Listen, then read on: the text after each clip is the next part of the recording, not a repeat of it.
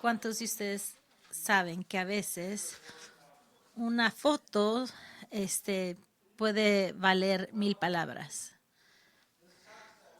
Este texto que vamos a leer esta mañana quizás vale 1000 sermones.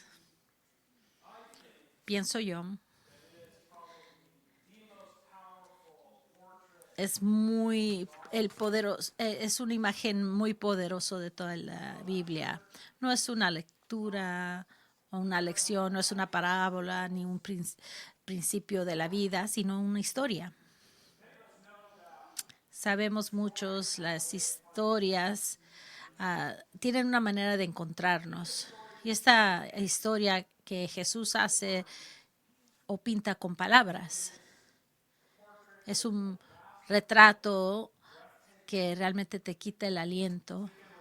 Y esta semana estamos leyendo Lucas 15 de nuevo, donde él habla de 3 historias. La semana pasada escuchamos que 2 de esas historias escuchamos.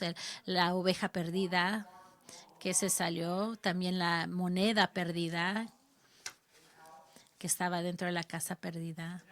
Y esta mañana vamos a hablar del hijo perdido, que se aleja a una tierra ajena.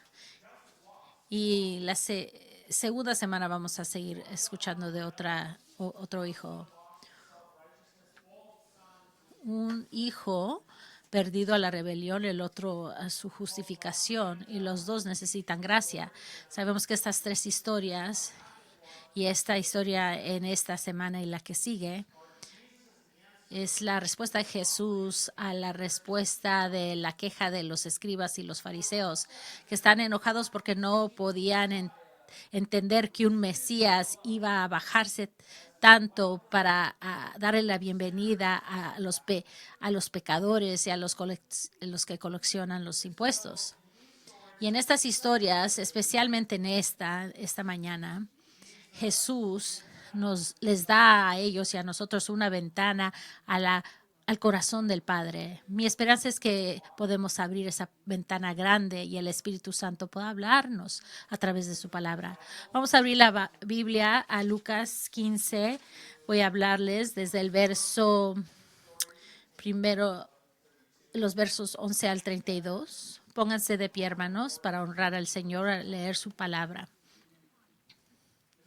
Es lo que dice Lucas y es inspirado por el Espíritu Santo. Dice, también dijo, un hombre tenía 2 hijos y el menor de ellos dijo a su padre, Padre, dame la parte de los bienes que me corresponde, y les repartió los bienes. No muchos días después, juntándolo todo, el hijo menor se fue lejos a una provincia apartada. Y ahí desperdició sus bienes viviendo perdidamente. Y cuando todo lo hubo malgastado, vino una gran hambre en aquella provincia y comenzó a faltarle. Y fue y se arrimó a uno de los cuidadeños de aquella tierra, el cual le envió a su hacienda para que aprendiese para que le diera de comer a los cerdos. Y deseaba llenar su vientre de los algarrobas que comían los cerdos, pero nadie le daba. Y volviendo así, dijo, ¿cuántos jornaleros en casa de mi padre tienen abundancia de pan? Y yo aquí perezco de hambre. Me levantaré y iré a mi padre y le diré, Padre, he pecado contra el cielo y contra ti. Ya no soy digno de ser llamado tu hijo. Hazme como uno de tus jornaleros. Y levantándose, vino a su padre, y cuando aún estaba lejos, lo vio su padre, y fue movido a misericordia, y corrió, y se echó sobre su cuello, y le besó. Y el hijo le dijo, Padre, he pecado contra el cielo y contra ti, ya no soy digno de ser llamado tu hijo. Pero el padre dijo a sus siervos, sacad el mejor vestido y vestidle, y poned un anillo en su mano y calzado a sus pies, y traed el becerro gordo y matadlo, y comamos y hagamos fiesta, porque mi hijo muerto era y ha revivido. Se había perdido y es hallado. Y comenzaron a regocijarse.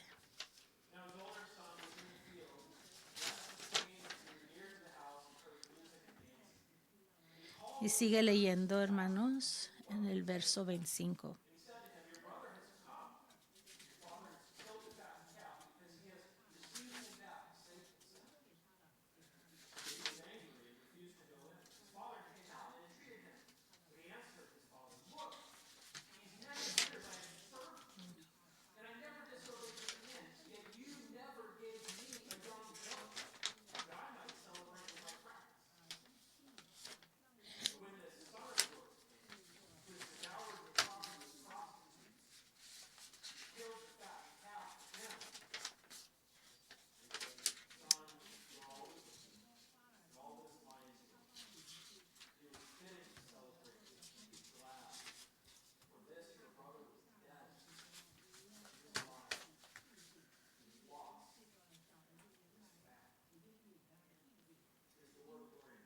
Palabra del Señor, amén. Pueden tomar asiento.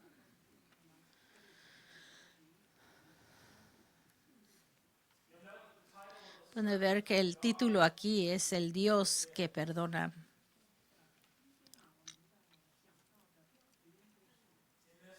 En esta historia que estamos viendo, Jesús nos demuestra no solamente que Jesús o Dios es el Dios que perdona, sino que también perdona a los rebeldes.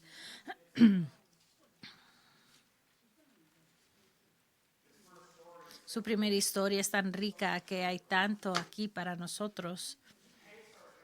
Para empezar esta jornada vamos a caminar en esta historia con 7 movimientos que he indicado en sus notas. Y la historia empieza con una demanda. En el verso 12 dice Jesús que el menor de sus hijos dijo a su padre: dame toda la herencia que le corresponde. Nosotros somos familiar con esta parábola y también sabemos su vida de este joven, y muchos de nosotros hemos vivido esa vida buscando libertad, encontrándonos, viviendo nuestra vida en nuestros términos. Y es el pasaje del espíritu libre, ¿no? Y Jesús está dando un ejemplo con este hijo menor, pero hay más en el corazón de este hijo que solo lo que vemos que es su rebelión. Para sentir el peso completo de esta parábola y todas las parábolas de Jesús, tenemos que leerlas con ojos del primer siglo. Queremos que entendamos, no nomás quería libertad de este joven, independencia, también lo que quiere es que su padre se desaparezca. No entendemos en esa cultura antigua pidiendo tu herencia. En ese tiempo era algo que no se hacía, o una demanda que no se hacía. Es como decirle a tu padre: estoy cansado que te mueras, quiero tus pertenencias y realmente no te quiero a ti. Y esto es un hijo que realmente desea la muerte de su padre. En el principio, no nomás vemos rebelión, vemos también un deseo que esa relación se acabe, y en una cultura que hubiera traído desgracia, no nomás al padre, pero también al hermano mayor y en toda la casa.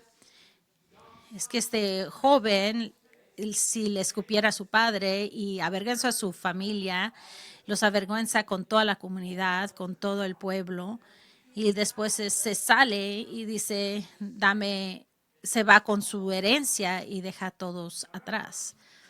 Y recuerdan que Jesús está diciendo esta historia a quién: a una audiencia compleja, pero más en esa audiencia a los fariseos y a los escribas, para que estuvieran escuchando, y aquí en el principio están con asco con la demanda de este joven, y en su asco comenzarían a sentirse un deseo para este joven, le diera lo que se mereciera o que le pasara lo que se mereciera.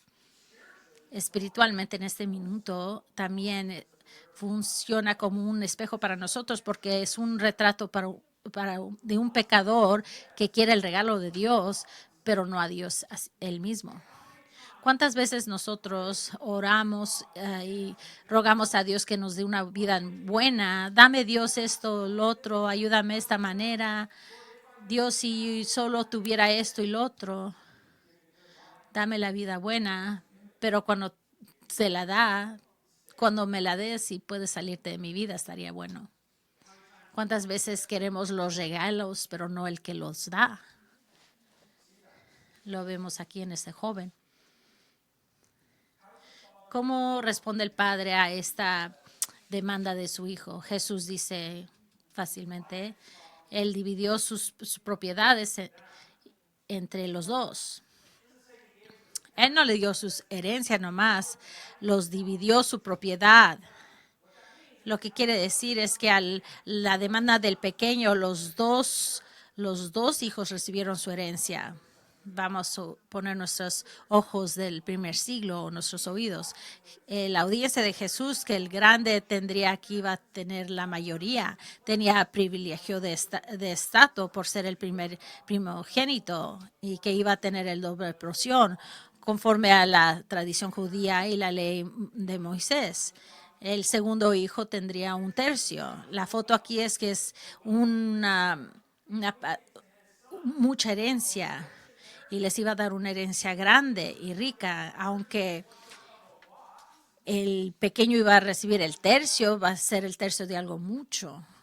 Entonces él se lo lleva, y Jesús dice historia muy genuinamente porque con economía. Tenemos que entender que para liquidar eso en esos días no habían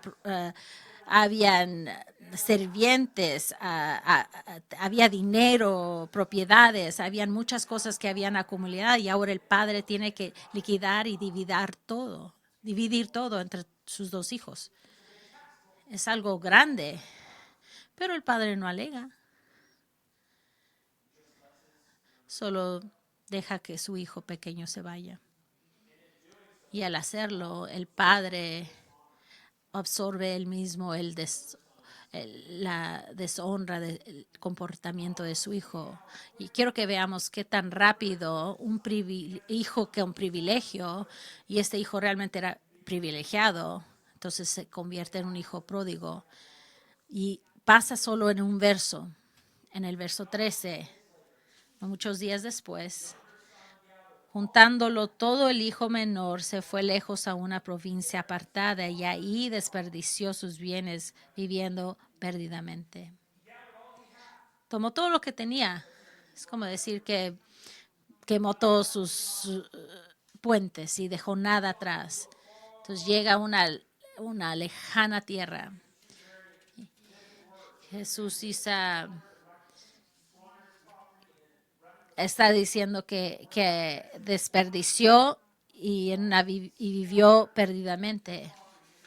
Él lo regó toda su herencia en una manera tan fea o perdidamente. Dejó un poquito en el camino, donde quiera que iba a esa tierra, estaba constantemente regando su herencia.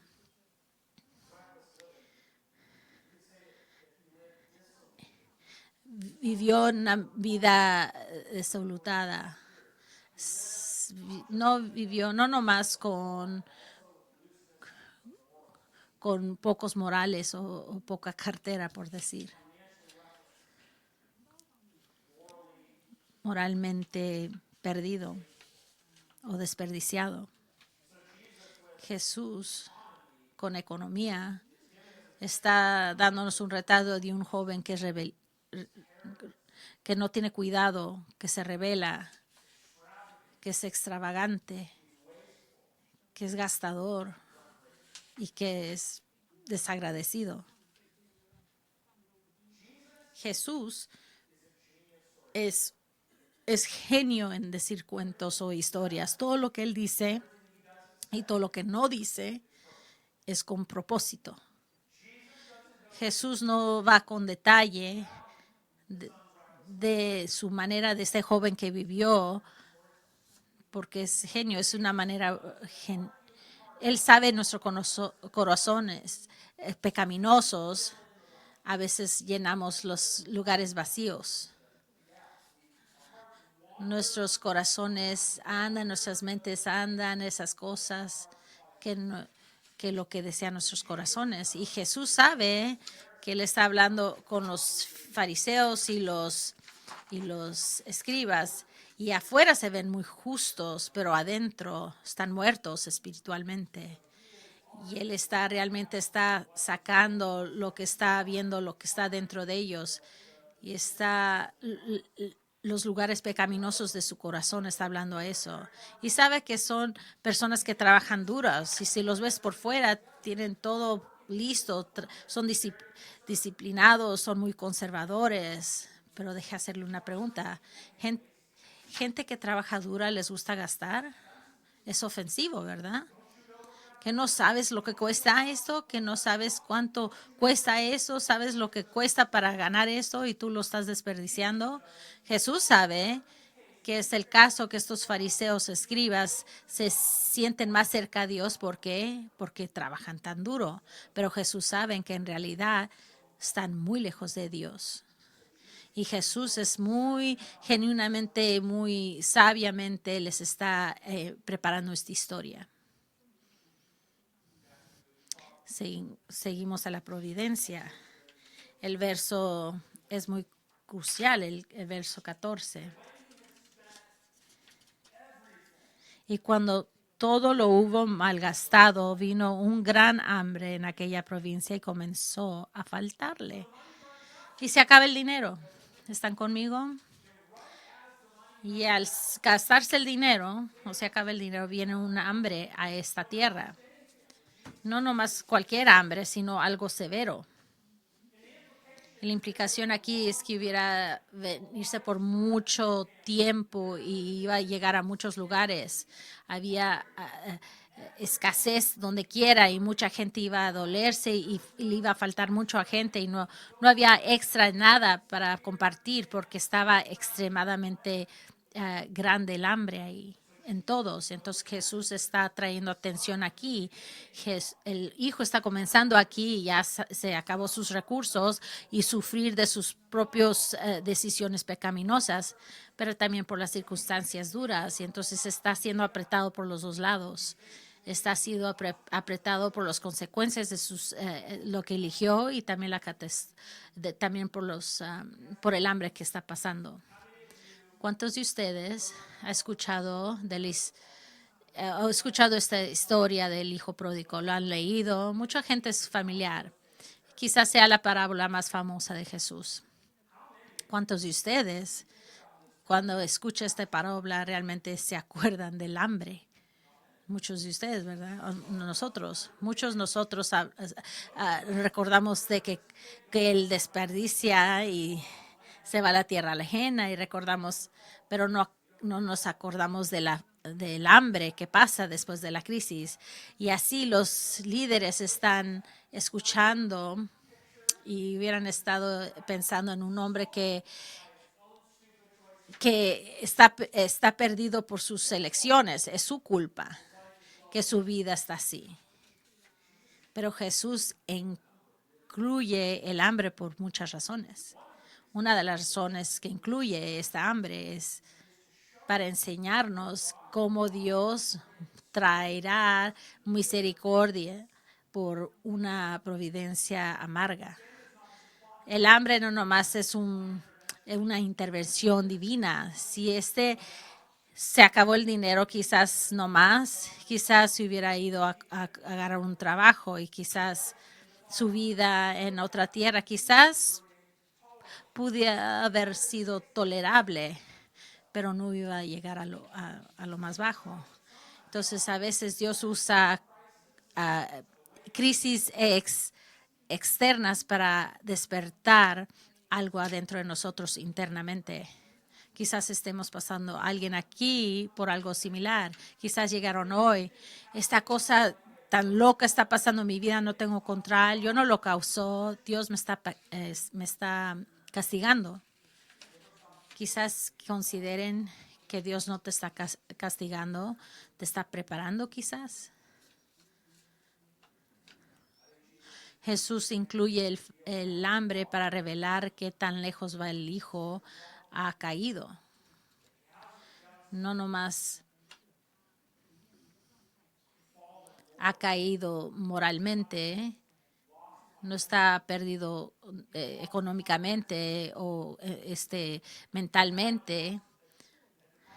Quizás la consecuencia del hambre no tiene recursos, no tiene apoyo, no tiene opciones, no tiene esperanzas.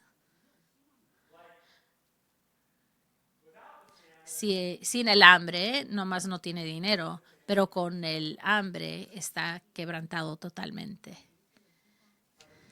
Creo que Jesús incluye el hambre para corregir la teología de los fariseos. El sufrimiento en aquel entonces era la consecuencia del pecado. Y pecado, por eso hay hambre. No, la vida es más compleja. A veces cosas malas pasan en esta vida. Y esta le da la oportunidad a Jesús de hacer el punto que la gracia no nomás viene a la gente en su arrepentimiento, sino en su sufrimiento. El hambre no era consecuencia, era providencia. Y hay una diferencia. Dios no lo trajo para castigar al hijo, sino para empujar a este hijo. A veces Dios trae lo que tememos más para traernos al lugar donde necesitamos más. Y en este caso, este hombre rebelde lo que más necesita era devolverse y regresar a su casa. Creo que Jesús incluye el hambre para preparar el camino para la gracia del Padre. El hambre prepara para la fiesta por todo lo que va a regresar en esta historia.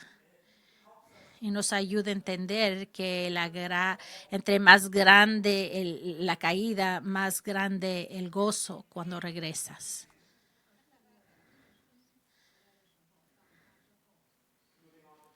Vamos a seguir con la pobreza. En el siguiente verso, ¿qué tan bajo cae el hijo? Así nomás. Cae desde del privilegio a la pobreza. Qué contrasto. En el verso 13,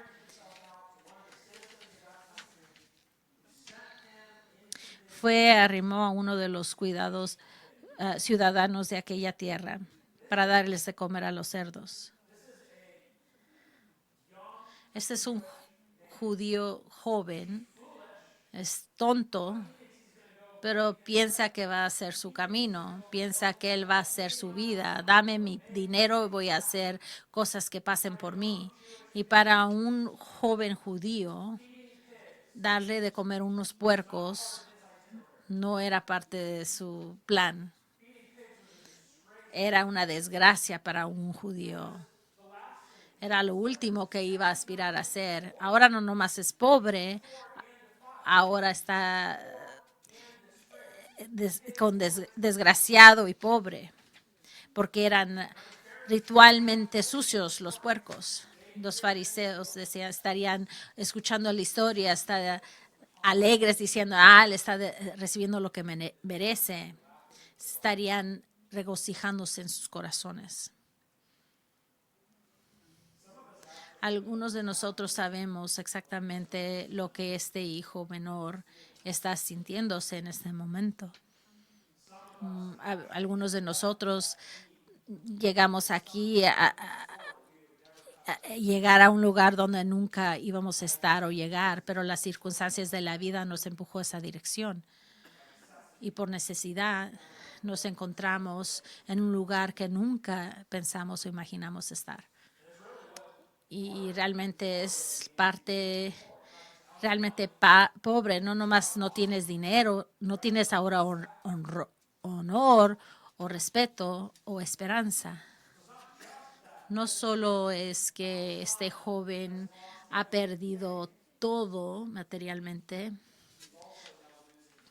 pero se ha perdido él mismo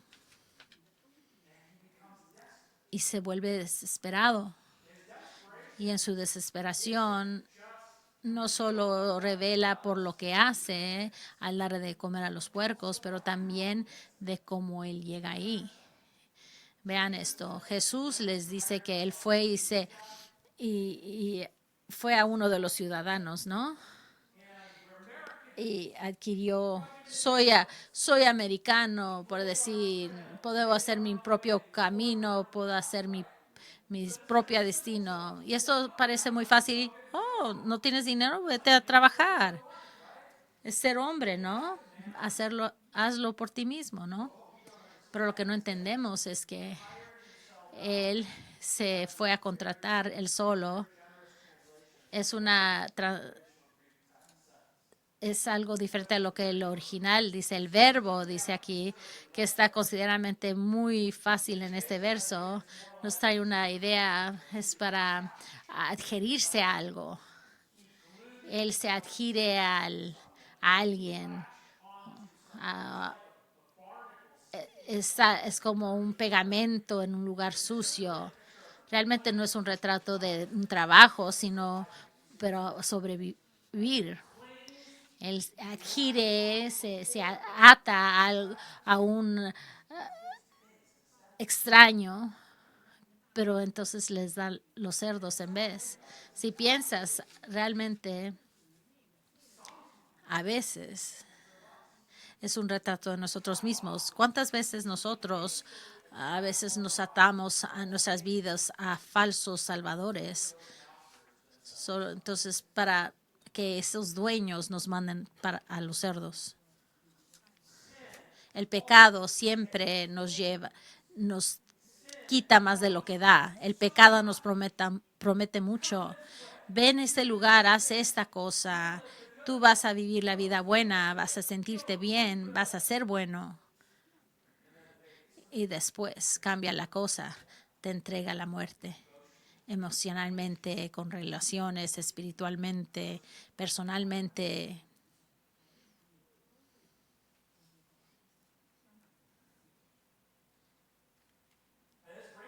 Esto nos trae a la segunda parte de lo que dice Jesús, que adquirió o se adquirió en lo que dice Jesús aquí, uno de los ciudadanos de esa tierra lejana. No nomás se ató a alguien para sobrevivir, sino que se ató a alguien que es gentil, a un extraño, a uno de afuera extraño. Para los judíos representaban los gentiles el enemigo. Fueron oprimidos por siglos por esta gente. Los gentiles eran enemigos del pacto, de la comunidad del pacto. Se ata a un enemigo para que le ayude. Pero aquí dice Jesús a uno de los ciudadanos de esta tierra. La implicación aquí es que el hijo no es ciudadano. Y si no es ciudadano, entonces ¿qué? Entonces es un extranjero, es uno de afuera. No solo que se ha llegado a un lugar duro, si ahora está viviendo en un estado de un exilio. Es un retrato de cómo es su vida espiritual. Es extranjero espiritualmente también. Lo que el gentil hace con él, con este joven que si no tiene valor, que se ata a él, lo ve. Este joven que en su perspectiva es un extranjero, quiere trabajar gratuitamente. No hablamos de trabajo, sino de atadura. Y lo manda a que le dé de comer a los cerdos. Una manera es ser esclavo, ¿no? De la manera más baja. Lo que es grande de este momento, que lo hace. Lo que nos dice aquí es que todavía no hay arrepentimiento. No hay arrepentimiento porque está escogiendo la atadura en vez de ser hijo. Puede regresar a su padre, puede regresar a ser un hijo. No, prefiero ir a los cerdos. Voy a preferir la esclavitud. Entonces sigue descendiendo a lo más bajo. Veamos el verso 16. Estaba deseando que tuviera la comida, lo que tenían los cerdos. Deseaba. Nos dice el texto que era un hambre que continúa, que crecía, no nomás es pobre, este punto está muerto de hambre.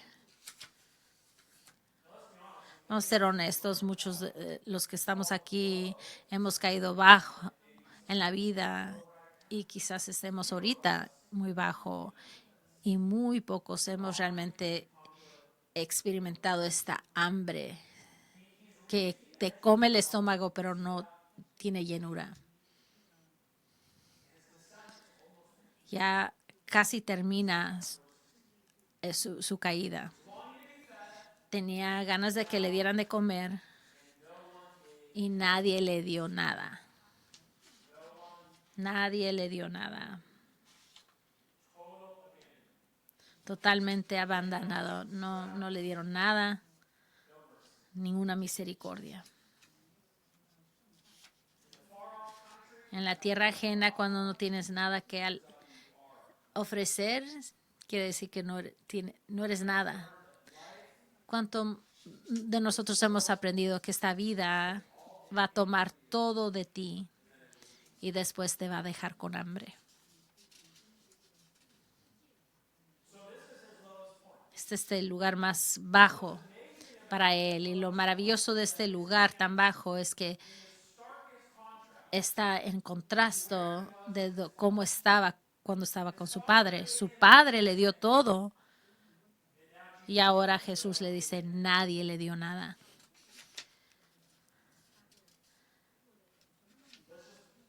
Vamos aquí a ver la caída tan grande como degradación cultural, esclavitud, humillación, hambre y total abandono. Es hasta abajo, lo más bajo. El pecado te promete la libertad, pero siempre te trae a la esclavitud.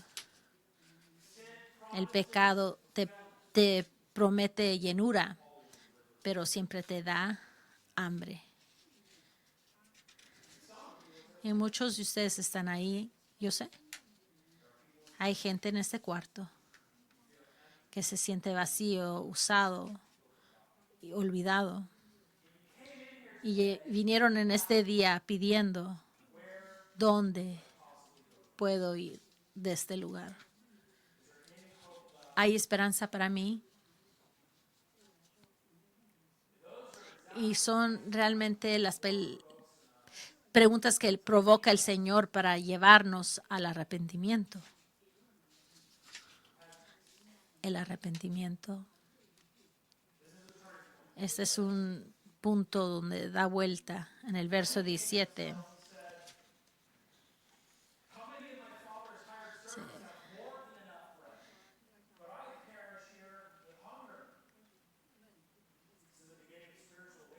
Aquí comienza cuando despierta espiritualmente, cuando Él viene a Él mismo. No es nomás reaccionar de una decisión mala, es más de eso.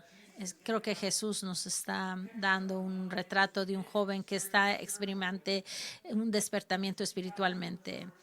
Está regresando a la razón y está viendo su vida con claridad espiritual.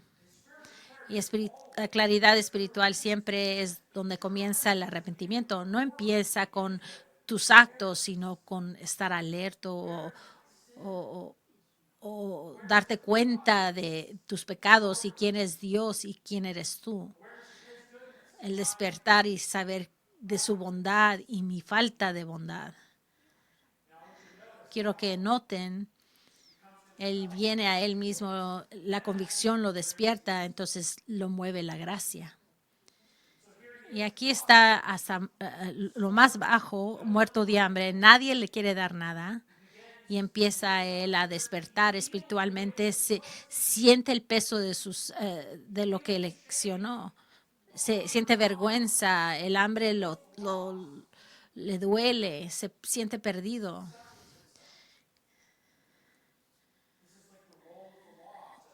Esta es la ley, que exponer el pecado y para quitarnos la ilusión de quién somos.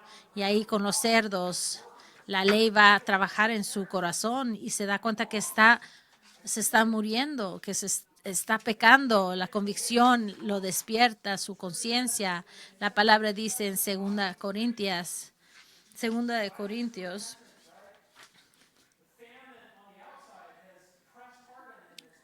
el hambre de afuera está haciendo que exponga lo que está dentro.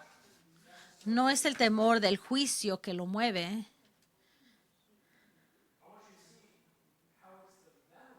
Es el recuerdo de cómo lo trataba su padre, la bondad de su padre. Está despertando, está viniendo a término de lo que escogió. ¿Se acuerda? ¿Cuántos de los siervos de mi papá tienen más pan?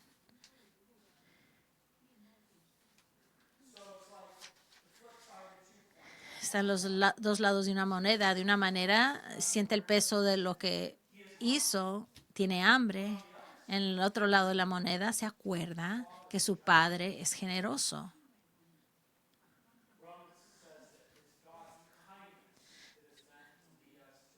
Dice Romanos que es la bondad de Dios que nos trae el arrepentimiento.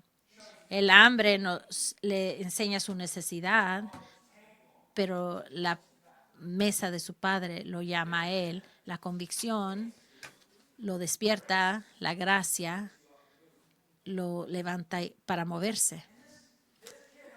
Y este joven no tiene idea de qué clase recibimiento va a tener su padre hacia con él. No tiene idea de lo que va a pasar si regresa a su padre. Su padre no hizo promesas antes de que se fuera. Solo sabe es que su padre es bueno. Lo único que sabe es que su padre es generoso. Sabe que puede confiar en su padre si él regresa, porque su padre es de confianza. Sabe, va a hacer siempre lo que es bueno. Amo como en este pasaje Jesús nos dio un retrato grande del arrepentimiento. Vemos realmente el arrepentimiento genuino en el alma de este joven. Él vino a él mismo, despertó el reconocimiento, pecó contra el cielo y él, humildad. Ya no soy digno de ser llamado tu hijo. Regresar, voy a pararme y ir. Él no niega su culpa, no se detiene, él lo nombra, pequé contra el cielo y contra ti. Eso realmente es el arrepentimiento. Entiende que su pecado es vertical contra Dios y contra su padre también, y su hermano, su familia y su vecino. No lo cambia. No dice que es un error. Ay, me cometí un error otra vez. Le dice lo que es pecado. Pecado.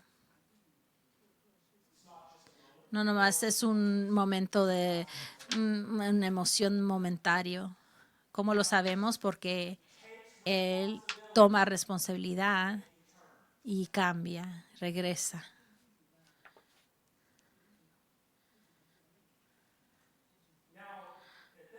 A este punto comienza a hacer un plan. Mira lo que dice Jesús, lo que planea decirle a su padre. Ya no soy digno de ser hijo, llamado hijo, trátame como uno de tus sirvientes. Suena humildemente, pero hay todavía tragedia ahí. Quiero que vean cómo le pide ser siervo. Era diferente a ser el de una familia rica, iba a tener esclavos en la casa, pero pensamos en esclavos. Era muy diferente a los esclavos en la historia de americana. Uno de los esclavos de la casa podía vivir en la casa, contribuía al trabajo de la casa, cuidaban, era parte de la familia, por decir, pero distinguía a un siervo de la casa, a uno que uno le pagas, a un trabajador temporario, alguien que les da trabajo por un día y ya no lo ves.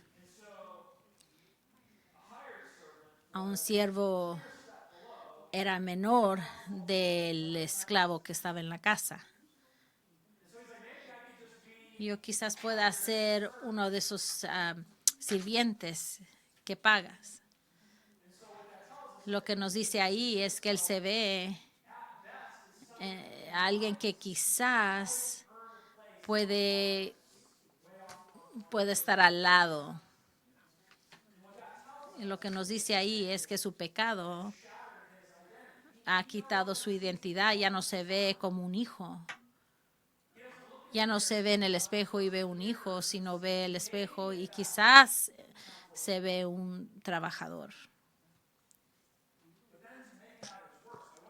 Para hacerlo peor, quiero que vean cómo él se quiere trabajar, está formulando un plan para regresar, pero vamos a ver cómo lo está haciendo un regreso para trabajar. Quizás mi padre me va a aceptar si yo traigo algo para él.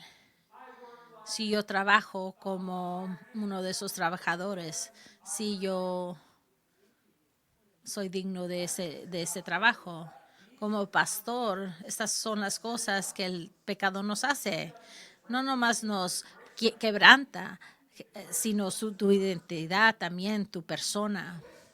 Y te dice, tú ya no eres un hijo. Mira lo que has hecho. Ya no eres hija. Ya no eres bienvenido aquí en la mesa de Dios. Si realmente quieres tratar a regresar a su mesa, tienes que ser digno o trabajarlo. Tienes que empezar a trabajar. Negocia. Dale a Dios una razón para que te acepte. Quiero decirles que eso es blasfemia. Porque nosotros le damos la razón a Dios para que nos acepte. Él nos da la razón por qué nos acepta. Y su nombre se escriba con sangre que Él derramó por nosotros cuando Él llamó en la cruz y dijo, ya terminó. Él es la razón que nos acepta Dios. Aquí está su hijo formulando alguna manera, un plan para regresar. Lo que no sabe aún es que su padre no está interesado a tomarlo como siervo. No quiero recibirlo como un empleado. Su padre ya está preparando a correr hacia él. Algunos de ustedes están en este minuto, están en la misma circunstancia. Ha llegado lo más bajo. Han probado lo que la tierra ajena es.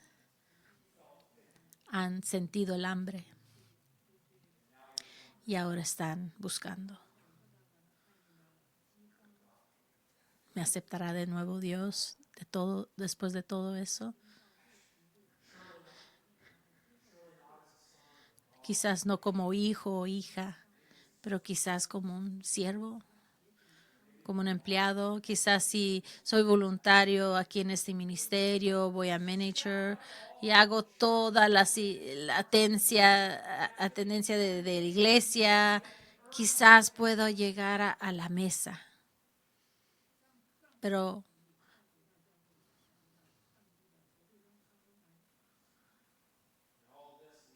todo esto nos trae al momento de restauración. Este es el verso 20. Él se levantó y llegó a su padre, pero aun cuando estaba lejos, su padre lo vio y sintió compasión por él y corrió hacia él y lo abrazó y lo besó.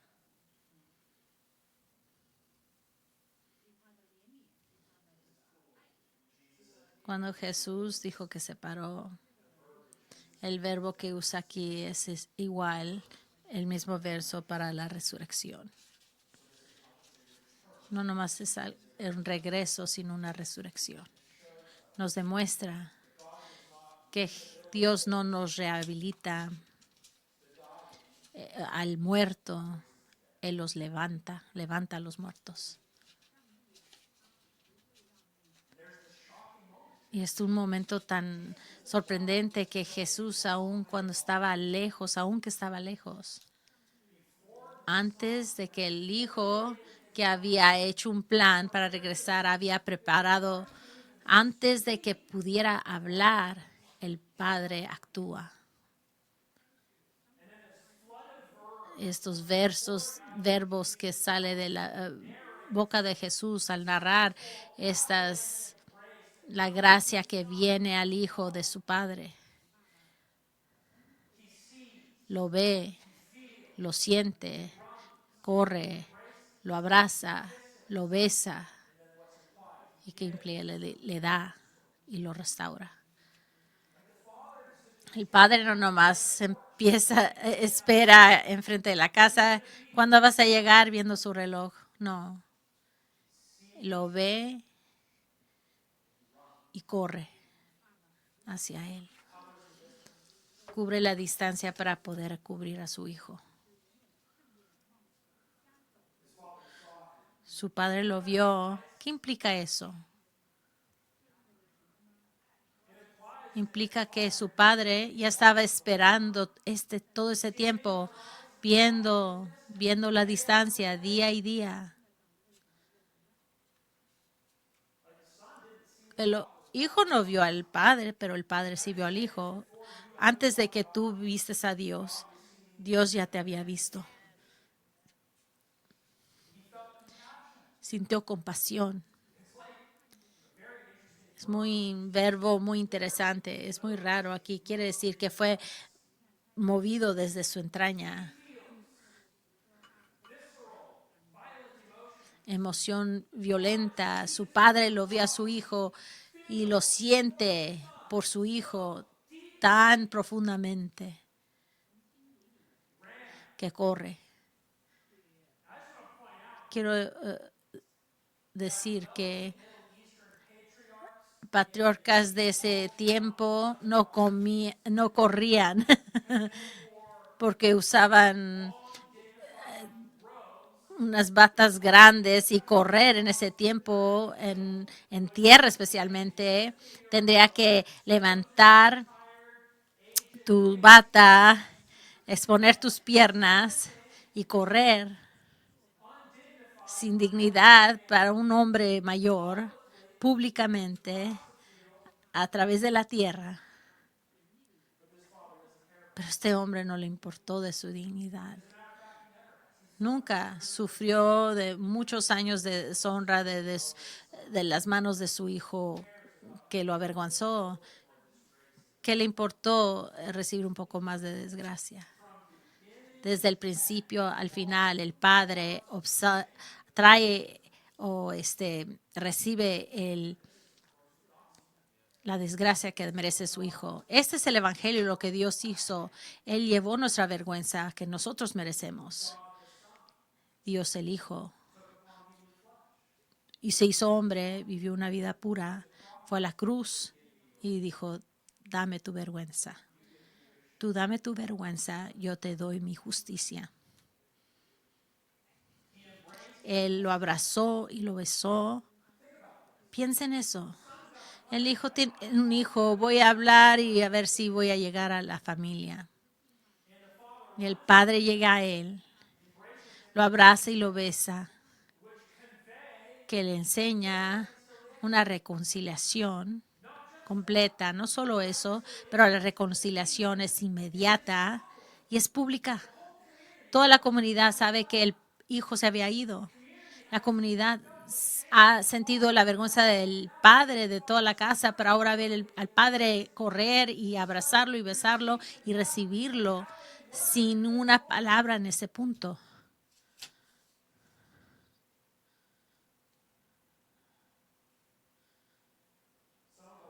Algunos de nosotros estamos pensando cosas de decirle a Dios, de cómo explicarle a Él, de por qué estamos tan sucios, con tanta vergüenza y tan perdidos. Si eres tú esta mañana, si Dios te ha traído aquí para decirte a través de esta historia que no está buscando un perdón, solo quiere que regreses a casa.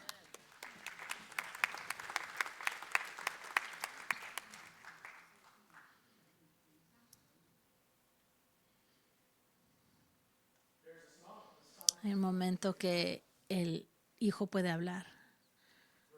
El verso 21 le dice el hijo, Padre, he pecado contra el cielo y ti, no soy digno de ser llamado tu hijo. ¿Qué es lo que falta aquí?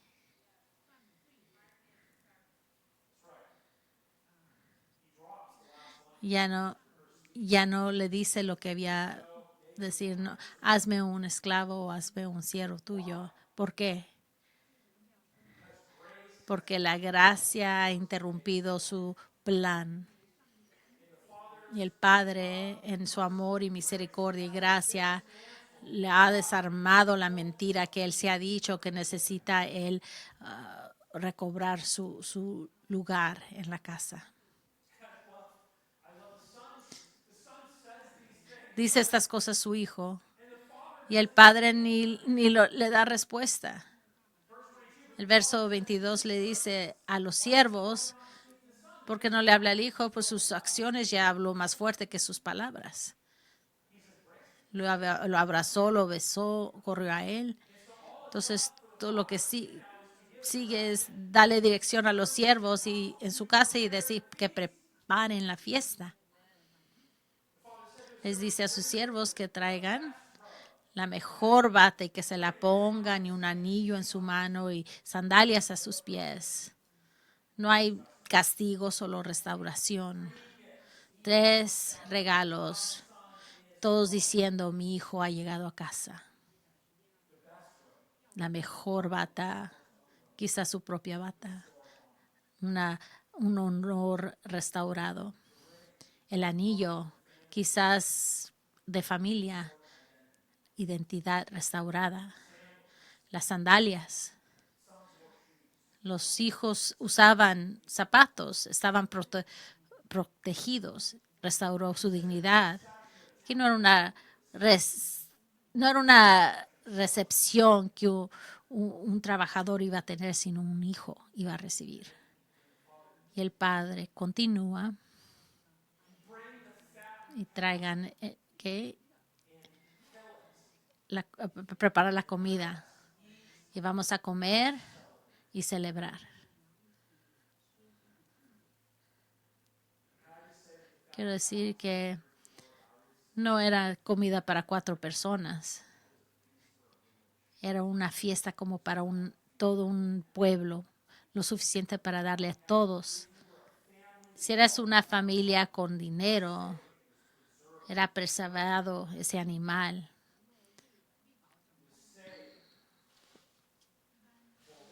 Para bodas y para reyes. bodas y reyes. Un día vamos a compartir esa comida que es un banquete de bodas con un rey cuando somos recibidos por él.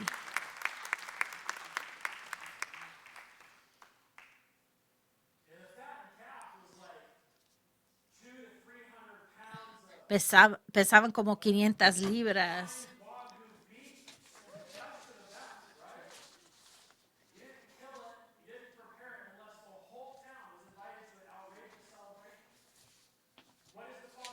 ¿Qué le dice ahí a través de su acción, también por sus palabras? Porque mi hijo estaba muerto, pero ahora está vivo. Había sido perdido y ahora encontrado. Yo no sé, amigos, si hay palabras más bellas en toda la Biblia para describir el corazón de Dios hacia nosotros que esas palabras mismas. Por eso mi hijo estaba muerto, pero hoy ella y él están vivos de nuevo. Estaban perdidos y fueron encontrados. La historia, Dios en la cruz trae el borrego sin mancha por nosotros. Jesús cierra la historia con esto. Dice, comenzaron a celebrar. Qué bonito al final, les empezaron a celebrar, vivieron felizmente. Pero Jesús está diciendo, no nomás es un momento emocional, no es una fiesta de familia, pero aquí dice, comenzaron una celebración que empezó en un punto y siguió y siguió y siguió. No era una fiesta que no se acababa. Empezaron a celebrar y siguieron celebrando. ¿Qué vemos en esta historia? Amor radical, una completa restauración y una celebración grande. Vamos a concluir.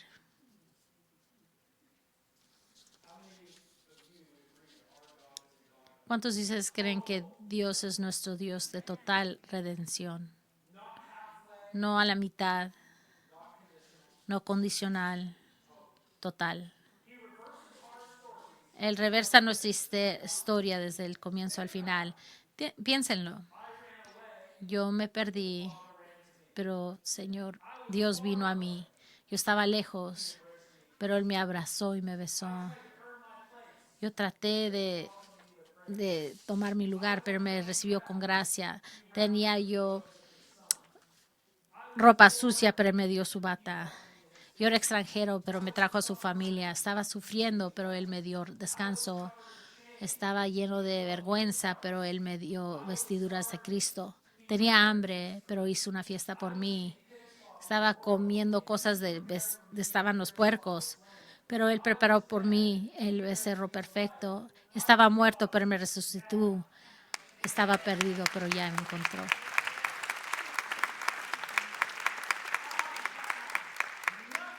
No tenía nada. No tenía nada. Y el Padre me... Todo. Todo.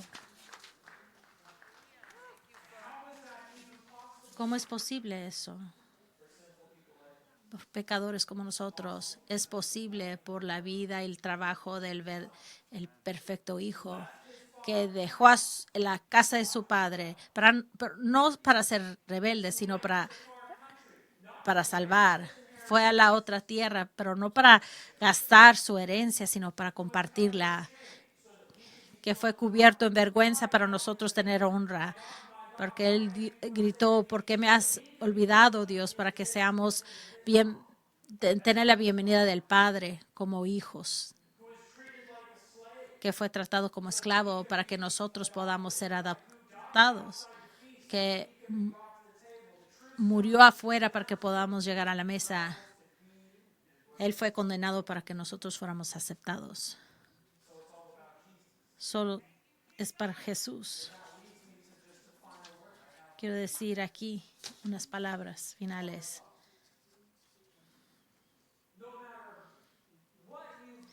No importa lo que hayas hecho.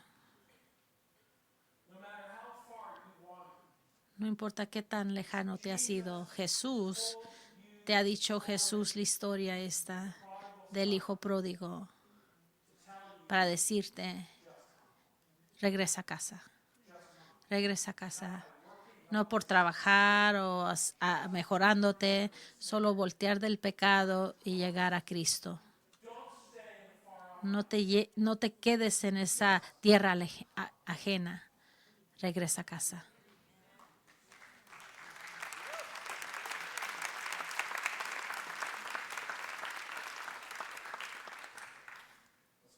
Vamos a orar. Padre, gracias por el regalo de tu Hijo,